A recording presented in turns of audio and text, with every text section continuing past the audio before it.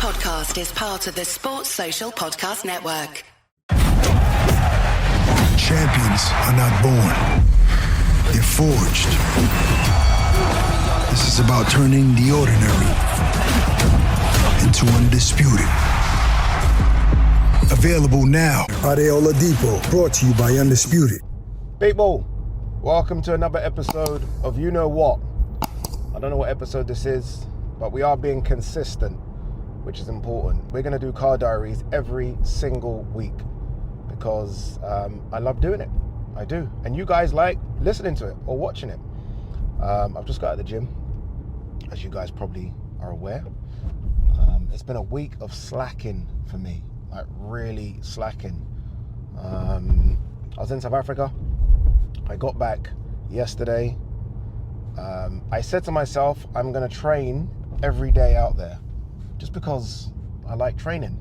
I trained for one day. And it wasn't even a great session. It was just like a solid 6 out of 10. The problem is I drank alcohol or consumed very good alcohol probably every single day. Not a lot. I'm not glorifying that. But you know, a glass of wine for lunch, maybe a glass or 2 or 3 whiskeys in the evening. So my balance right now is a bit like that. So we're just trying to reset the body. So yeah, I went to gym, did a bit of legs, a bit of Stairmaster, a bit of bike. I started the day eating very well. Like when I start my day eating well, I know the day's just gonna be solid. I don't really eat crap anyway. But I'll tell you what I had today, pre-gym. So I had a smoothie, and the smoothie consisted of organic coconut water. My missus is obsessed with it, and she's made me become obsessed with it. Organic coconut water with a banana, some blueberries, a little bit of oats. What else did I have? And a scoop of a protein shake, whey protein shake. And that was it. So we started that. And when I get home, I am going to have some eggs with some smoked salmon. Your boy's back.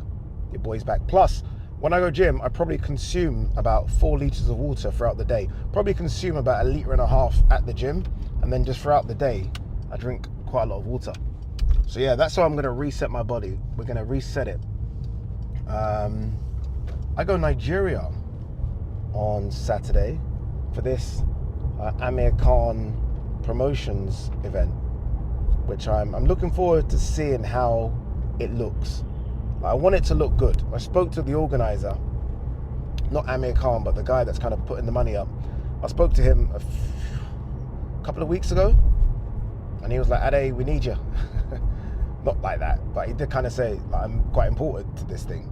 Because I have been like screaming about an event in Nigeria for ages. You guys know this, right? I can't afford to put it on, but I've been screaming about it.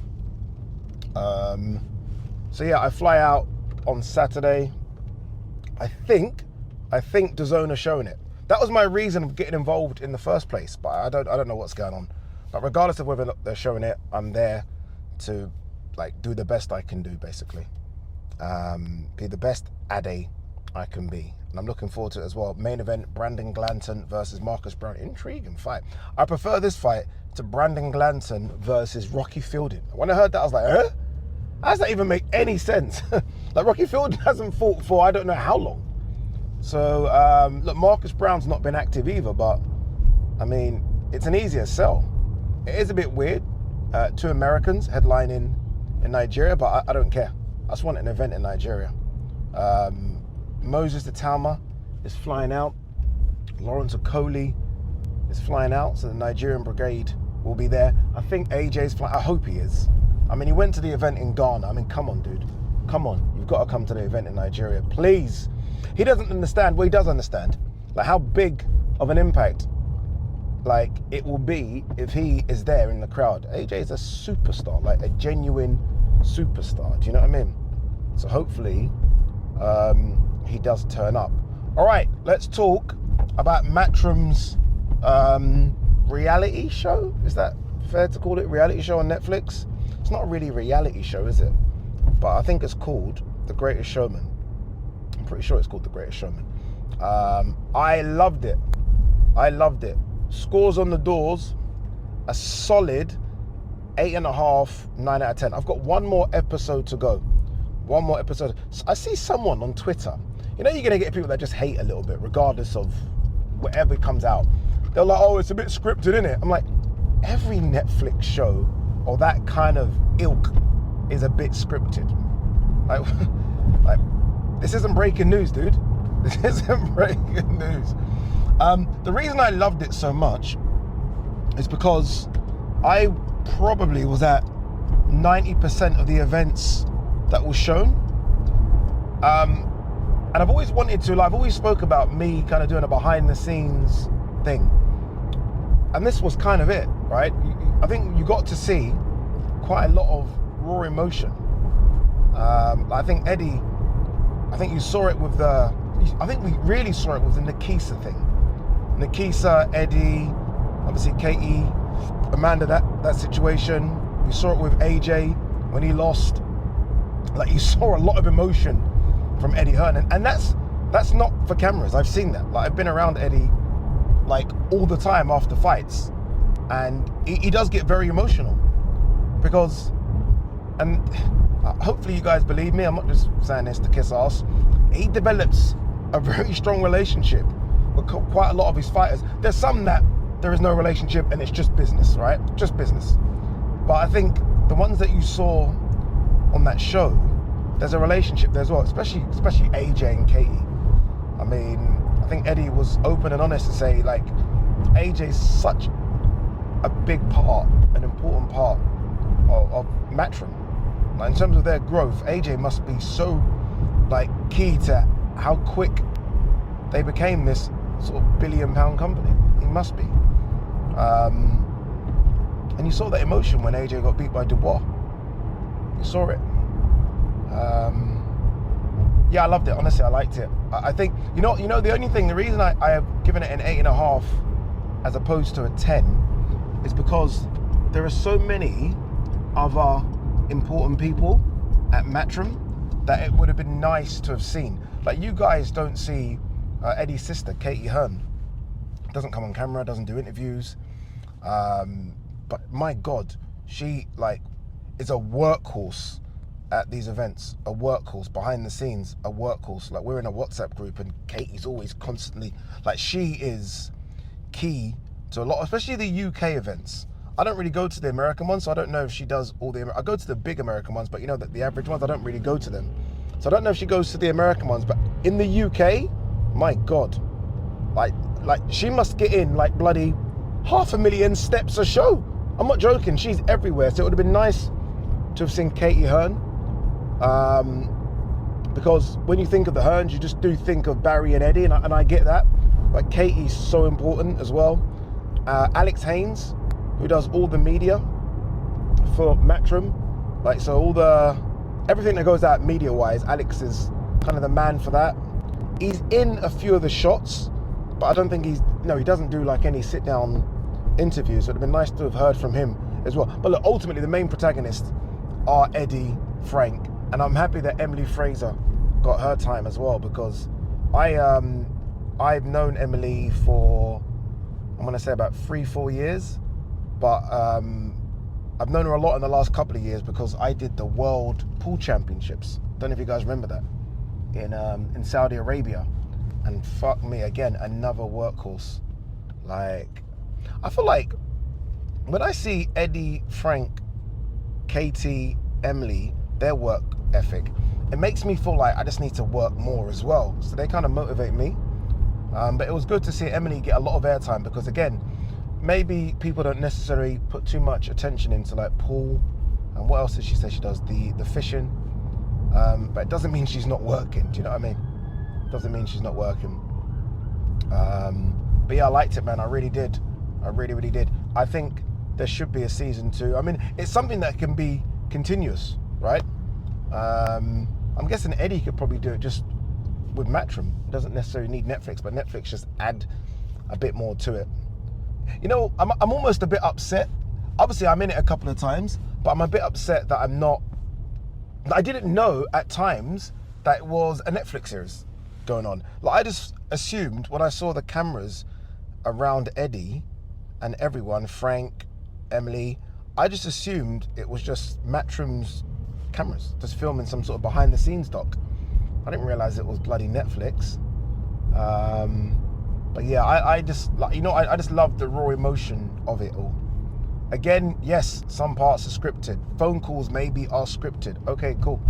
But what isn't scripted is the emotion of seeing a fighter win or lose. That ain't scripted. That's just real, raw emotion. I even think that's when you forget sometimes the cameras are on you. Like when Katie beat Amanda and Eddie's fucking screaming ringside. That's not scripted. That's just, it is what it is. When AJ loses and Eddie is on the drive home, that ain't scripted, man. That's real. That's real. But yeah, look, I enjoyed it. And again, I've got one more episode to go. I'm guessing the one more episode I've got is probably the Ben Eubank fight, because I don't think I've seen that yet on the show. But it shows it was quite a long, was it like nearly a year of filming? I'm trying to think. Like 5 versus 5 was like the first boxing show, and then at Eubank Ben. It's a long time, isn't it? Yeah, nearly a year. So it shows a lot goes into these things. I was just about to say something, but I've got an NDA, so I can't. I wish I could. Once I can, I think you guys are going to be so excited about this. But I literally just about to, and then I thought, Ade, what are you doing? Shut the fuck up. Shut the fuck up. So we'll do that. Me and G-Man are filming today. We're filming a bit about Terence Crawford. I know it's kind of old, but I still think it's relevant because everyone's still talking about Crawford, right? Everyone is doing their Mount Rushmores. Is he better than Floyd? What next for Crawford? I think there's quite a few things to discuss, and it's always easier when you're doing it with someone as opposed to doing it yourself. So looking forward to chatting with G-Man in about 4 hours. Me and Bunsey are doing something which is nice. Me and Bunsey are doing something around the Eubank Ben fight. Oh yeah, I got so many messages from people. Obviously, look, I wasn't doing, or it wasn't at Eubank Ben promotional week, whatever, last week, and I think everyone was like, "What's going on about it?" Because obviously I didn't do Eubank Ben when the fight happened. So I think everyone was like, Ade got... Man of people that chat shit online is insane.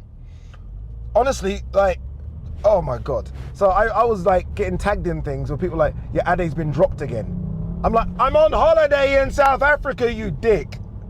Fuck, honestly, it's crazy. And not only that, obviously, the Zone weren't too happy with me being on holiday. But I was on holiday in South Africa, number one. Number two, it was actually supposed to be the week up. So it was supposed to be this week. So I agreed with the Zone that I'd come back. And everything was supposed to be this week. And then it got switched. So, yeah. So I was supposed to do the face-off. I was supposed to do all the interviews. So I'm a bit disappointed that I didn't do them. But don't believe what you read on the internet, man. Honestly. Because I was reading it thinking, how the fuck? What? Dropped? And I was drinking wine. But I actually did interview Eubank out there. So they asked me to interview Eubank out there. So I did interview Eubank on, what day was it? Friday. But yeah, like, the stories you hear, people, are not true. Certainly not dropped. I will be working the fight. I've just been sent my schedule. Got a busy schedule. So, alright, so this is what I'm up to. I'm trying to also do so much on the YouTube. But in terms of fights coming up, I'm doing, obviously, Nigeria. Come back from Nigeria straight to Scotland for that Nathaniel Collins fight against Lorente. And then what else? Then it's Dave Allen, Arslan Bekmambetov. And then, I'm trying to think what else we got. Then it's Fabio Wardley. And then, so after Fabio Wardley, what we got? What's coming up, people? My brain's a bit fried. After Fabio Wardley, it is... Do we have a couple of weeks off? There's a few big American fights, which I might be doing Boots Ennis is one. Ortiz is another against Erickson Lubin. And then we got after that, we got Ben Eubank fight week. And then we got Benavidez Yard. Boy, oh boy. Busy times, but busy's good. Busy's very good.